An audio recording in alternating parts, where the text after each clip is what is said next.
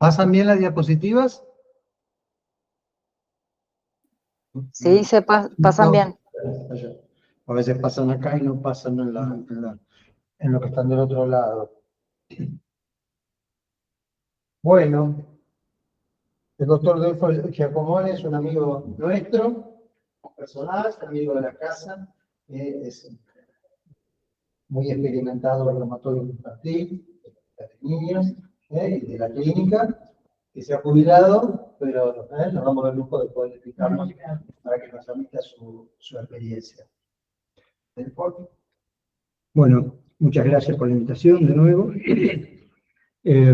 Voy a comenzar con una presentación de un caso clínico que más como para ponernos un poco en tema, porque nos va a requerir mucha resolución, no va a dar lugar a muchos planteos diagnósticos, pero bueno, vamos a poder hablar un poco más del tema en profundidad.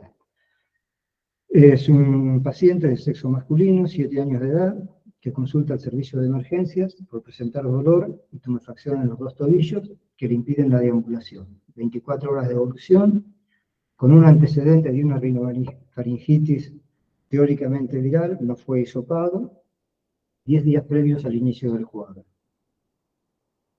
Al examen físico se estaba en buen estado general, afebril, tenía algunas lesiones purpúricas escasas en miembros inferiores que habían pasado inadvertidas para la familia, tumefacción dolorosa en ambos tobillos y un dolor difuso periumbilical, que se constataba a la palpación, no refería nada específico.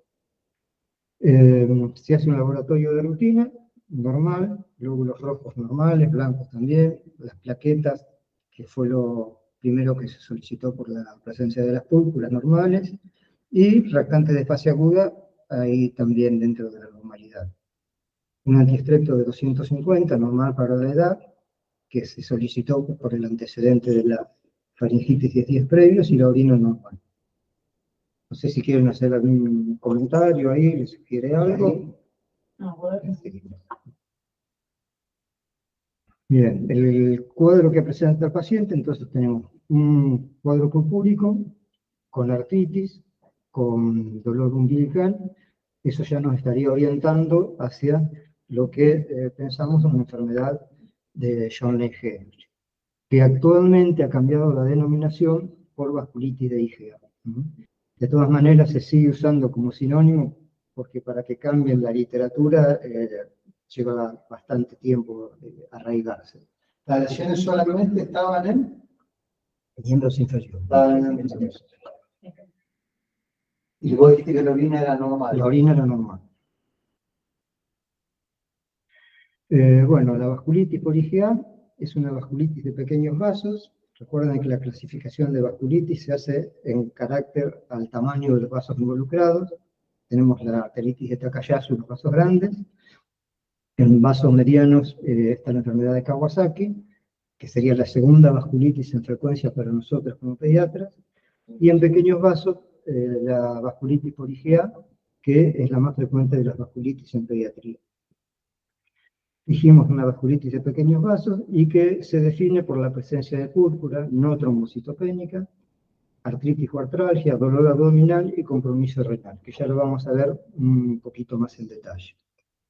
La incidencia es de 3 a 27 por 100.000 niños. Esto es lo que refiere la literatura. Nosotros no tenemos estadísticas propias, todavía no hay estadísticas en salud para las patologías nuestras, que no son de denuncia obligatoria, así que nos manejamos con lo de afuera. La edad en la que se presenta es en promedio entre los 6 y los 7 años, pero se puede ver a partir de los 3 y hasta los 11. Se puede ver también en adolescentes y se puede ver en adultos con algunas características distintivas. Hay un ligero predominio en el sexo masculino y mayor incidencia en otoño e invierno. Y está precedida por una infección respiratoria en el 50% de los casos, que también lo vamos a ver un poquito más cuando hablemos de la patogenia. En su patogénesis, como en toda patología inmunológica reumatológica, vamos a encontrar factores precipitantes, factores genéticos y factores inmunológicos que combinados van a llevar a que se produzca la enfermedad. En este cuadro puntualmente tenemos un factor aglutinante que es la inmunoglobulina A, que es la que va a participar activamente en la producción de la enfermedad. Esta inmunoglobulina está elevada en más de la mitad de los pacientes, hay complejos inmunes circulantes conteniéndola, y hay depósitos de inmunoglobulina A en la pared de los vasos afectados y en el mesangio renal cuando está comprometido. Hay dos tipos de inmunoglobulina A.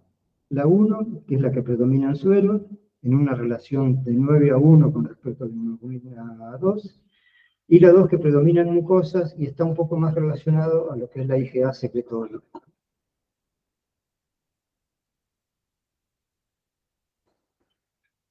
Este es el esquema de la inmunoglobulina A1, y vemos que hay la característica que tiene, que la distingue de la IgA2, es que la región bisagra, que une las dos cadenas, es larga y flexible, y contiene múltiples cadenas de azúcares, llamadas oblicanos. Esto tiene relevancia, como vamos a ver ahora, en el mecanismo de acción. La IgA2 tiene una región bisagra corta y carece de la mayoría de los azúcares que tiene la IgA1. La IgA1 interviene a través de dos mecanismos distintos en la producción de la vasculitis. Por un lado, hay una sobreproducción de IgA1 eficiente en galactosa. Es una forma anómala de la inmunoglobulina que tiene un defecto aquí en la estructura de los glicanos, de los azúcares. Y el otro mecanismo es por la formación de anticuerpos anticélulas endoteliales. El mecanismo de producción sería así, parece complejo, pero bueno, se puede simplificar. Cuando interactúa un factor desencadenante, que vamos a ver cuáles pueden llegar a ser, con algún gen que tenga alguna modificación, se desencadena la enfermedad, que puede seguir dos caminos. Uno, como mencioné anteriormente, es con la sobreproducción de inmunoglobulina deficiente en galactosa. El organismo a esta inmunoglobulina no la reconoce como propia, entonces forma autoanticuerpos que van a formar complejos inmunes circulantes, que son los que van a dar, por un lado, una activación sistémica de la enfermedad, pero por otro lado, son los que se van a depositar en el glomérulo, originando la nefritis. Cuando vos decís un factor desencadenante, en general es el catálogo de vida superior. Es una mayoría de la sí. Igual es bastante, bueno, ahora la que sigue es bastante más amplio el espectro, pero en cuanto a frecuencia, sí. Y el extracto que siempre está acusado de todo. Sí. Y el otro factor desencadenante es la sobreproducción de anticuerpos IgA1 anticélulas endoteliales. Estos anticuerpos se unen a receptores específicos de la pared de los pequeños vasos y se desencadena la activación de la vía alterna del complemento, con producción de interleuquinas. Aquí la que más está sobreproducida es la interleuquina 8 y activación neutrofílica, lo cual lleva a la inflamación vascular sistémica.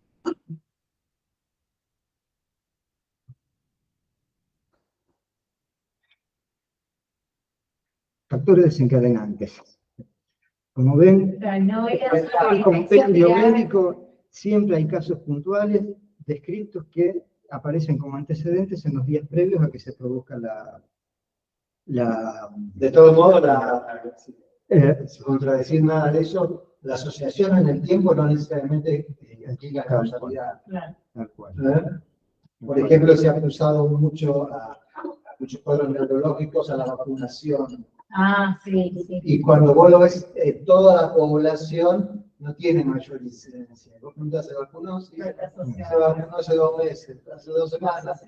Pero es una coincidencia temporal, pero no es una no es lógico.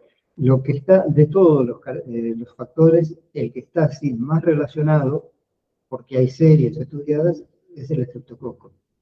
El estreptococo se lo encontró en el grupo más grande estudiado, en el 41% de los pacientes se lo encontró como que lo habían presentado esos chicos en la semana anterior, 2 semanas antes. Ahora, ¿hasta dónde interviene el estreptococo en esto?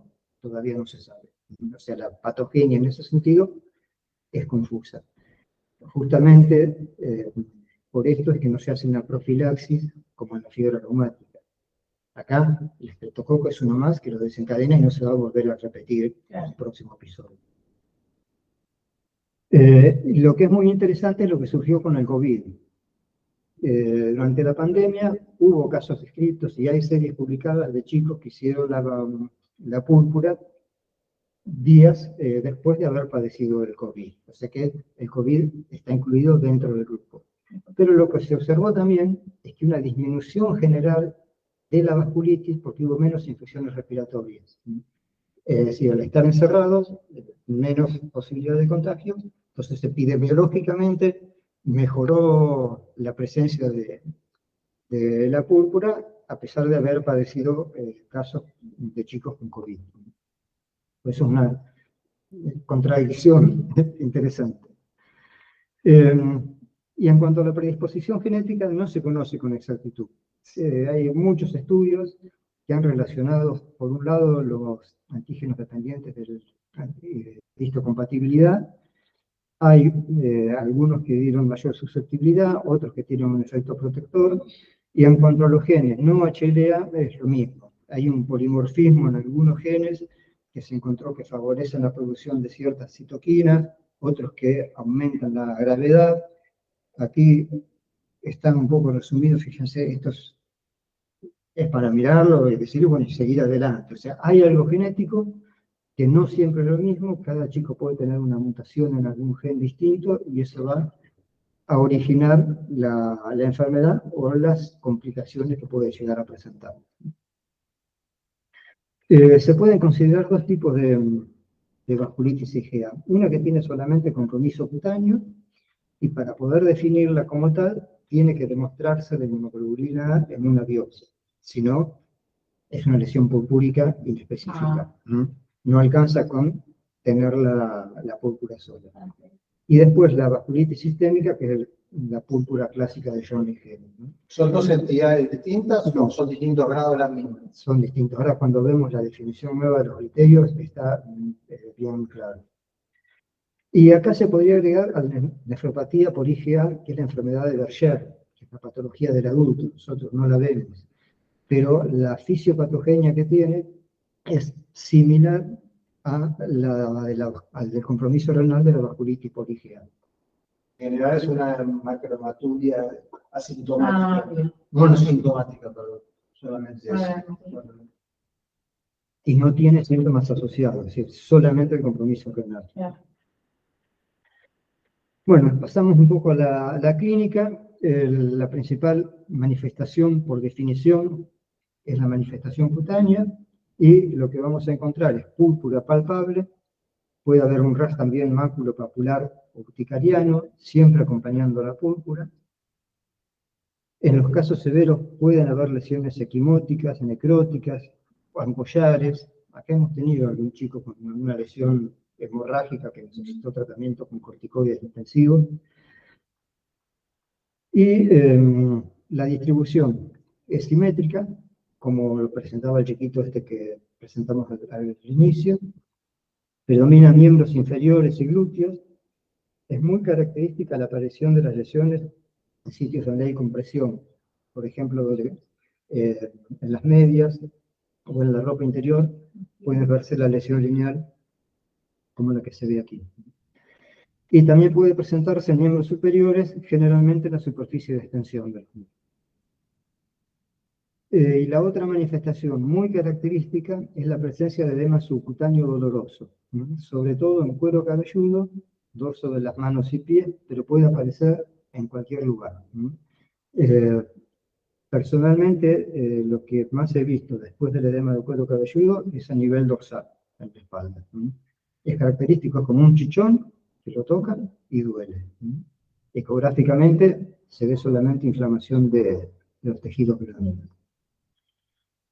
En la biopsia de piel, lo que vamos a indicar, para comenzar, la biopsia de piel está indicada solamente cuando hay una manifestación atípica o cuando hay una lesión solamente en piel sin síntomas sistémicos. Si el cuadro clínico ya lo define, no se hace la biopsia de piel.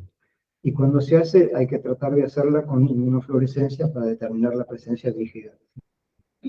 Vamos a encontrar infiltrado de neutrófilos en la pared de los vasos.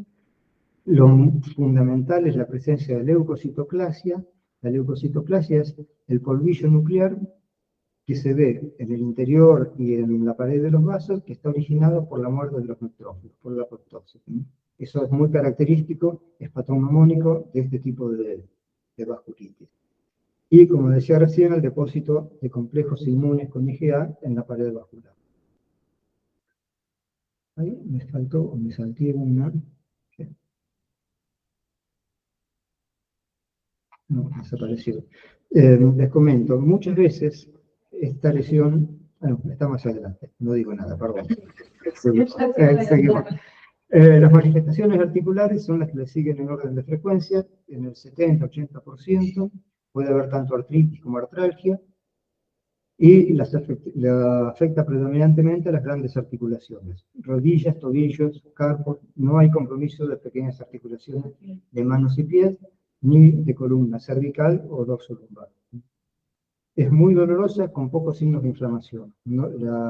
Las articulaciones no van a estar rojas, calientes, como fiebre reumática, como una artritis séptica.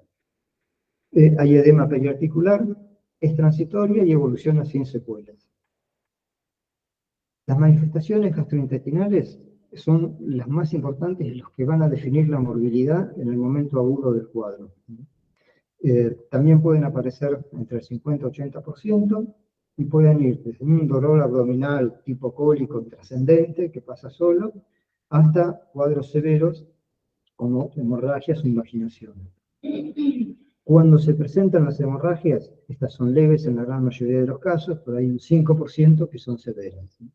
Si se hace una endoscopía, se pueden encontrar lesiones similares a las que encontramos en la piel, con petequias, con licohemorragias. Hubo un paciente una vez en el hospital que se operó por un abdomen agudo. En la cirugía estaba lleno de lesiones purpúricas y después hizo las lesiones purpúricas en piel, pero ya el diagnóstico se había hecho por eso, que no es lo habitual. La invaginación es la otra complicación que puede aparecer, es rara, se manifiesta, comienza como un edema de la pared o como un hematoma de la submucosa que si no se trata precozmente puede ir a la invaginación. Y la diferencia con otros tipos de invaginación es que aquí en la mayoría de los casos es ilio-biliar, no es ilio-secal como la invaginación típica de los niños. Aquí es muy útil la ecografía, sobre todo hacerlo precozmente. Paciente que ingresa con dolor abdominal, aunque no tenga síntomas de edema agudo, de sangrado intestinal, puede prevenir la invaginación. Lo que se ve en el momento inicial es un edema de pared. Es importante que la ecografía la haga un ecografista pediátrico que tenga experiencia en esto, porque si no les pedimos específicamente que miran la pared si está edematizada, muchas veces no lo hacen. Y bueno, la cabeza de la invaginación es la complicación de esto que tenemos acá.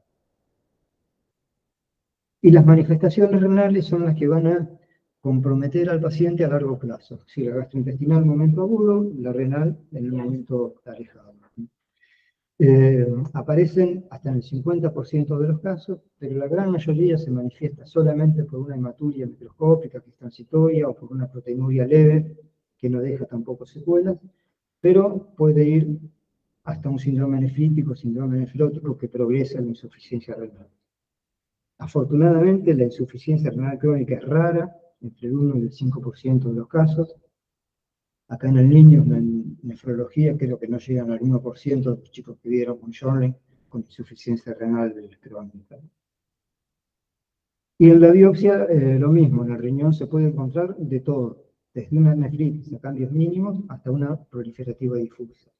Y acá también es importante hacer la inmunofluorescencia para certificar los depósitos de IgA que van a estar ubicados en el mesangio glomerular.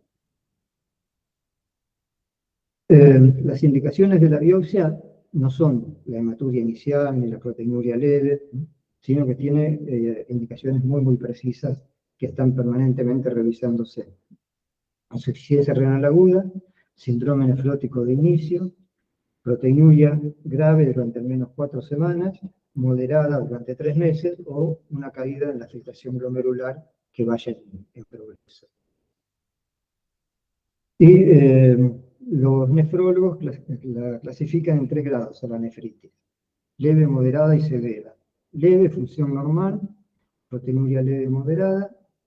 La moderada, menos del 50% de semilunas en la biopsia, más reducción de la función glomerular o proteinuria severa. Y la nefritis severa, mayor del 50% de semilunas y alteración en la función glomerular o proteinuria severa persistente. Y otras manifestaciones más raras, salvo la hipertensión arterial, que debería estar en un rango más arriba de todas estas, está la tumefacción escrotal aguda, que también se puede llegar a ver, la vasculitis del sistema nervioso central, hemorragia pulmonar, parotiditis, carditis, extremadamente raras. No hemos tenido ningún paciente con alguna de estas complicaciones, ni acá, ni en el hospital. No sé si lo dijiste antes, ¿no? Tiene también una fracción cabelludo. Sí, sí. Y un dato importante de eso es que cuando hay edema de cuero cabelludo o de partes blandas, hay que prestar más atención todavía al compromiso intestinal porque se puede asociar con el edema de la pared intestinal. En cuanto al laboratorio, no nos va a arrojar nada específico. Es importante para el diagnóstico diferencial, sobre todo con la PTI en el momento agudo del diagnóstico, pero el hemograma y los reactantes de fase aguda van a estar normales. En los adolescentes puede haber alguna alteración mayor, por ahí aumentan un poco más la eritre o la PCR. En la orina podemos encontrar hematuria y proteinuria al inicio. No hay alteración inmunológica, salvo la IgA elevada, en el 50-70% de los pacientes. Y como dato anecdótico, no se hace, pero el antígeno de factor de von Willebrand, como en toda vasculitis, puede encontrarse elevado. Y esto es la última modificación de los criterios que se hizo. El criterio purpúrico es obligatorio, es mandatorio. Para poder hablar de Jones tiene que haber púrpura. Y a esto se le suma uno de los criterios siguientes. El dolor abdominal, dolor difuso de inicio agudo, que puede acompañarse de impaginación o sangrado. Bueno, esta es la descripción del cuadro clínico. Pero lo que es importante, que viene a lo que les habían preguntado recién, es la histopatología. Es un criterio más. O sea que un paciente con púrpura, con una histopatología cutánea que demuestre depósito de IgA, hace diagnóstico de vasculitis, aunque no tenga ninguno de estos otros síntomas. Antes, para hablar de púrpura de John Legeno, se tenía que tener por lo menos 2 o 3 de los 4 criterios. Ahora con la púrpura, más uno solo de estos, alcanza. Lo mismo que el compromiso renal, está muy bien definido lo que tiene que cumplir para ser considerado como criterio. En cuanto al diagnóstico diferencial, fundamentalmente la púrpura trombocitopénica idiopática y en segundo lugar con la nefritis postestreptocóxica. Después las otras enfermedades con las que hay que hacer el diagnóstico tienen otros elementos que nos van a orientar enseguida hacia pensar en otra patología y no a un chiquito con una vasculitis por IgA. Pero quiero mencionar 2 cuadros que son muy parecidos y que uno de ellos se considera que puede formar parte de la vasculitis por IgA, que es el edema hemorrágico del lactante. Se considera como que es el Schönle de los chicos chiquititos de menos de 2 o 3 años, aunque las lesiones clínicas son distintas. Acá aparece antes de los 24 meses, puede haber púrpura, pero lo más característico es la equimosis que se puede encontrar. Equimosis y edema. Acá, pensar en Kawasaki también como diagnóstico diferencial de este cuadro. Y un dato muy característico es el compromiso del pabellón auricular. Si tienen un chiquito con algunas lesiones purpúricas, con esta manifestación en el pabellón auricular, ya pueden también orientarse rápidamente hacia este diagnóstico. Y esto es lo que les quería mostrar hoy, que el diagnóstico diferencial también acá es con el maltrato. Cuando ingresa un chico con estas lesiones, si urgencia en la guardia, hay que pensarlo también por lesiones por quemaduras, por lesiones por golpes, por caídas. Así que tenerlo en cuenta también en cuanto al diagnóstico diferencial del edema hemorrágico. ¿Este es un costo del maltrato? No. Ah, No. Por eso, las lesiones, ven, son muy groseras. Es muy, sí. el cuadro en sí es muy dramático. Claro. Y contrasta ver esto con ver un chico que está en buen estado general, que se alimenta, que no tiene fiebre. Entonces, a los papás les llama mucho, para ellos es un cuadro grave. Cuando lo vemos, le decimos que debe ser tranquilo, que no va a pasar nada, Claro. como que nos miran con desconfianza. Sí. Bueno, tiene un curso benigno, La angitis por hipersensibilidad, ¿no entra en el diagnóstico diferencial? No.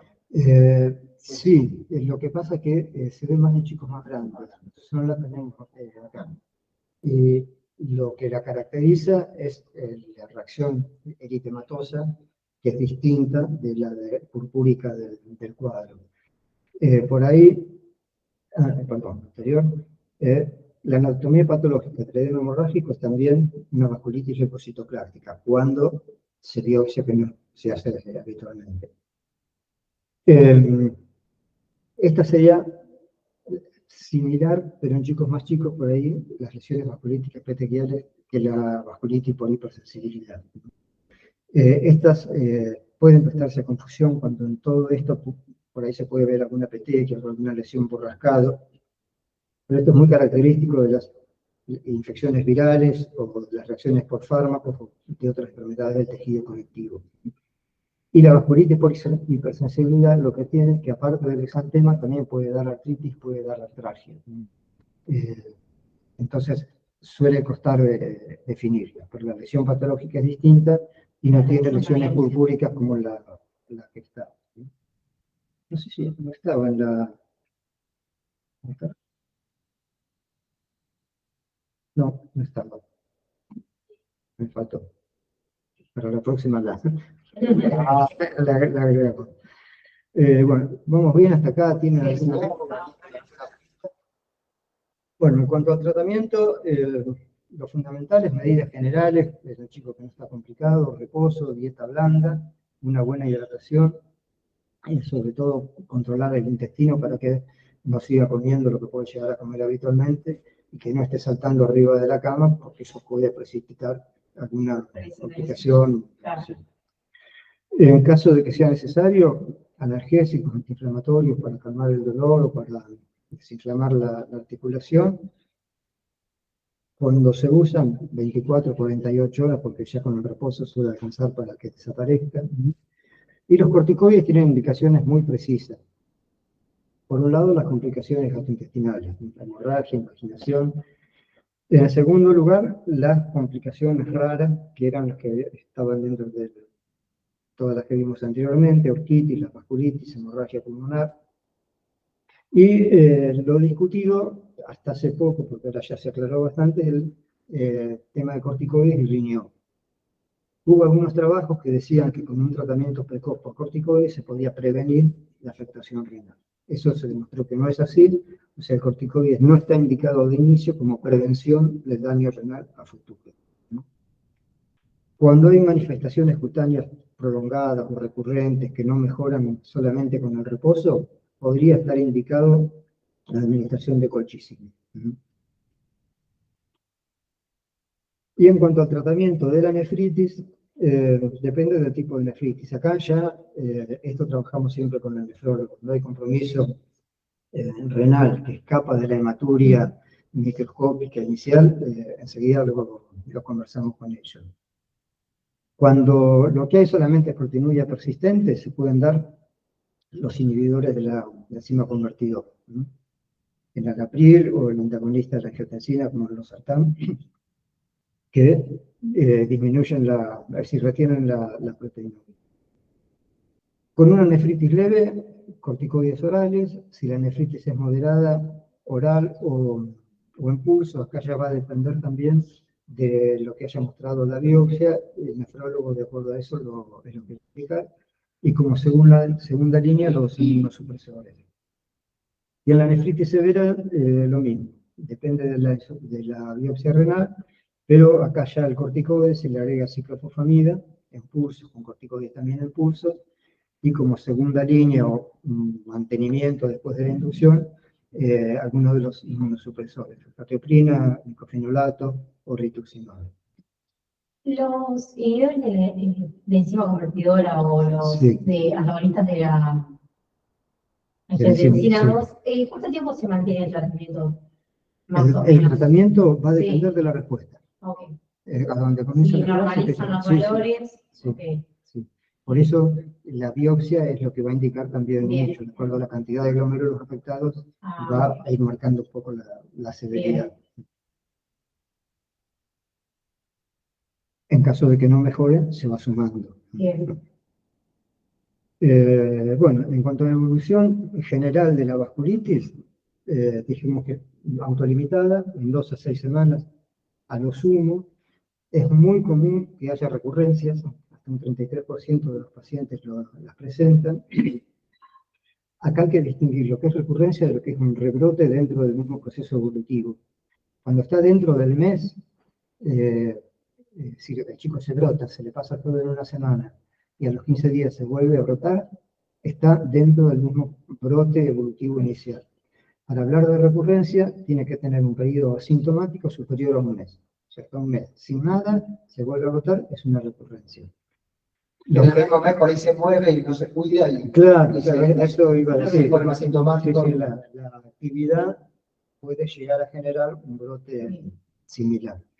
Y lo importante es que los rebrotes es que habitualmente... Tuvimos anécdota así, Sí. de lo que María.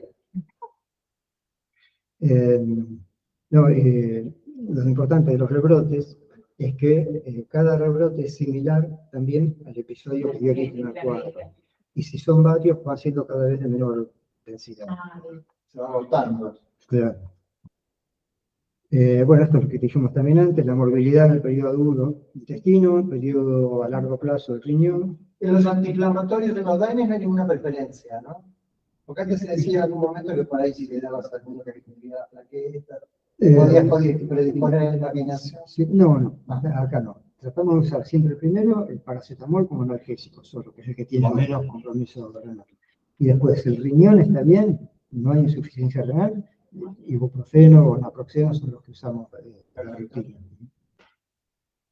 Y en cuanto a la evolución del compromiso renal, tenemos que se recupera en el 95% cuando las lesiones son mínimas.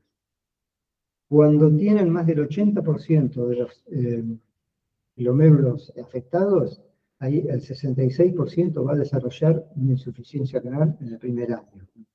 De ahí la importancia del seguimiento. Vamos a ver cómo hay que controlar el tema del compromiso renal en los primeros meses también. Insuficiencia renal terminal, como dijimos, menos del 1%.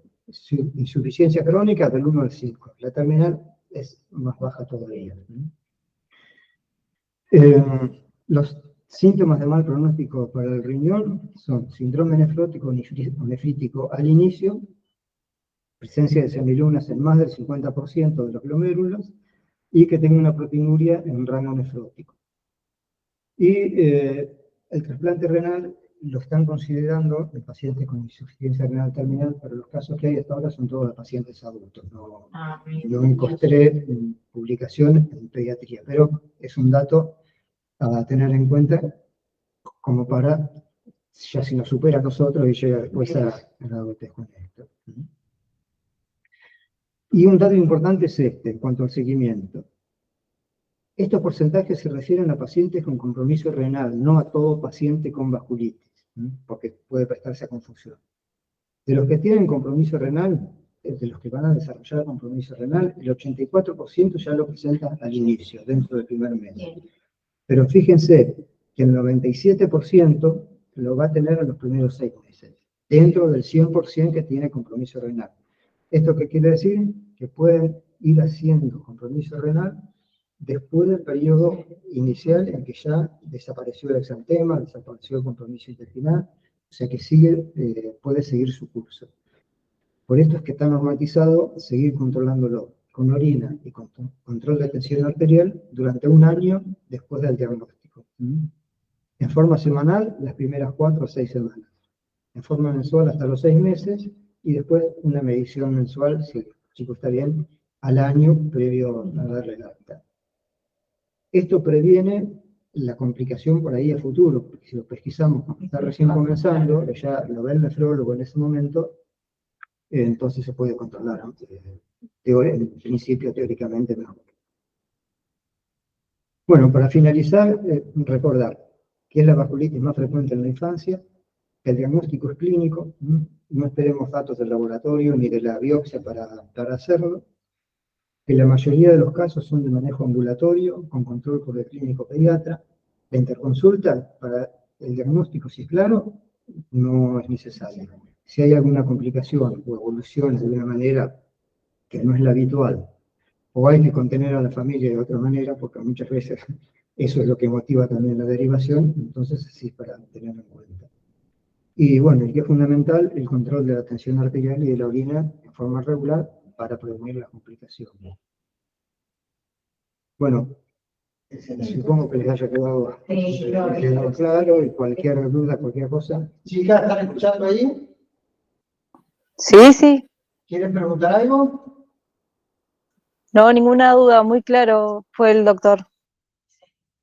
Bueno, me alegro mucho. ¿Cada cuánto se controla una vez que hiciste el diagnóstico y hiciste las pautas? Después del diagnóstico, ¿Cuándo necesitas de nuevo? y va a depender de lo que haya tenido como síntoma inicial. Por lo general, si es solamente la púrpura, cuando se le está yendo, a los 7, 10 días, como para poder ir planificando el alta para el colegio. Lo que hacemos habitualmente es, primero, cuando ya está bien, empieza a movilizarse lentamente dentro de la casa, 5 o 7 días, si al movilizarse no pasa nada, bueno, que corra adentro de la casa. Si con eso tampoco pasa nada, 5 o 7 días, que vuelva al colegio. Porque el hecho de volver al colegio implica perderle control. Claro, de cuánto se moviliza todo. Claro. Y después, si hay complicación intestinal, va a depender también de la evolución de los síntomas. En ese caso sí puede ser necesaria la internación para poder efectuar el diagnóstico más rápido y tener una ecografía a mano si hace falta hacer la urgencia. Yo tengo dos preguntas, a lo mejor lo mencionaste, pero lo distraído, pero la diversión. ¿Vos hizo para las pausas a todos los pacientes? No. No le buscás un minuto poco. No, porque... Espero saber las cosas. No, por eso puede pasar. Si tuvo síntomas claros de una parálisis estreptocóxica, no tuvo una megalitis cutácea así, para ver si está y eventualmente medicarlo. Si el hisopado es negativo, se podría pedir un antiestrepto para ver si es muy alta, pero eso tampoco indicaría que lo tiene. Así que no, solamente ante sospecha de que pueda estar el estreptococo ahí. Pero si no, en la rutina no. Es más, se hace, porque los pacientes internados casi todos terminan con hisopado y con antiestrepto, que nos sirve el antiestrepto como para poder tener una causa que uno diga, bueno, pudo haber sido el estreptococo. Por si hubiera alguna, no tiene que pensar con la frente aromático. Claro, pero igual, en este caso no necesitaría tratamiento, si el hisopado es negativo. Y vos dijiste que hay la posibilidad de carditis. ¿Haces alguna evaluación cardiovascular o No, porque es extremadamente raro, no es una carditis sintomática, ni que haya alteraciones en el electro, o sea, no. Cuando hay una carditis, dentro del marco de la púrpura, es una miocarditis, una pericarditis, es un cuadro sintomático, no es un hallazgo electrocardiográfico que podría llegar a darse en la... Otro que te quería preguntar, ¿qué pasa si toca la vacunación de estos chicos? No, yo esperaría. Esperás. Sí. Bien. Sí. Es conveniente no agregarle ningún factor Hasta inmunológico externo. que termine la relación por lo menos. Sí. Lo que no podés decir con exactitud es cuánto tiempo. Claro. Tampoco podés hacer mediciones seguidas de IgA, porque a lo mejor la IgA no sigue teniendo probada de nada. Pero para esperar un periodo de tiempo prudencial, para seguir con las indicaciones corrientes. Bien. Así que bueno, eso sería todo. Sí, 20 minutos.